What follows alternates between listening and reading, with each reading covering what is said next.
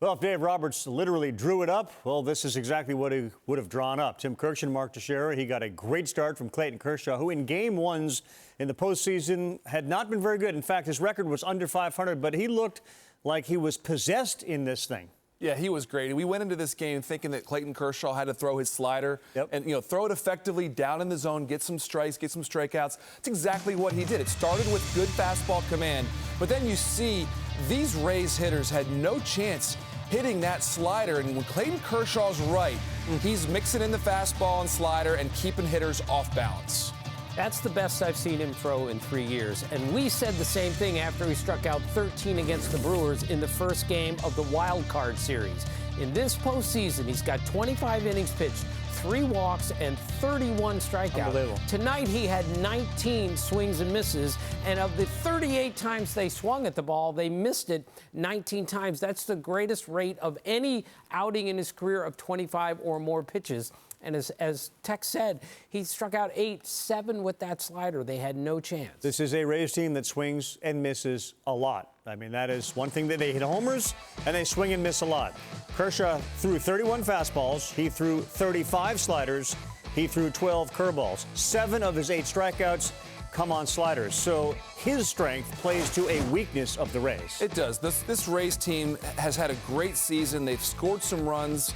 But the problem is they don't have the depth in their lineup.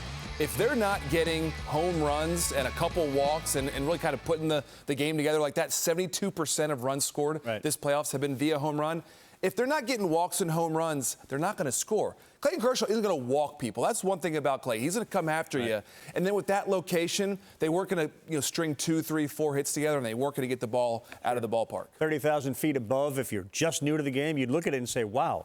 One team looks just more expensive, and they are $200 million more expensive than the Rays. And it showed in the 5th inning. The talent that the Dodgers put out there and the things that they did to get it going, the game changed right there. Well, Tyler Glasnow went into that 5th inning already having a little bit of shaky command. And then when you go into that 5th, the Dodgers made him pay. They weren't swinging at balls. And if you look at how it unraveled here for the Rays, they're only down 2-1.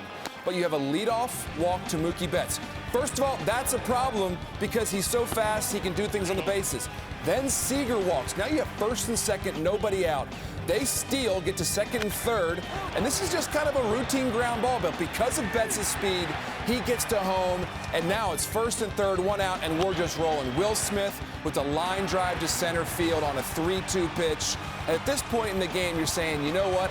I don't think that the Rays can even score enough runs to get back in it.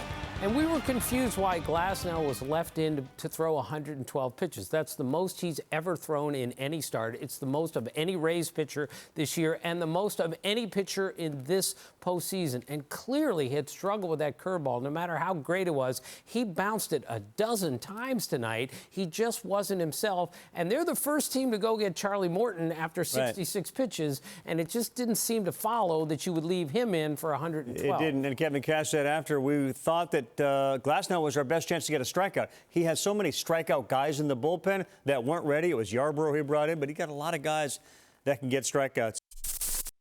Thank you for watching ESPN on YouTube. For live streaming sports and premium content, subscribe to ESPN+.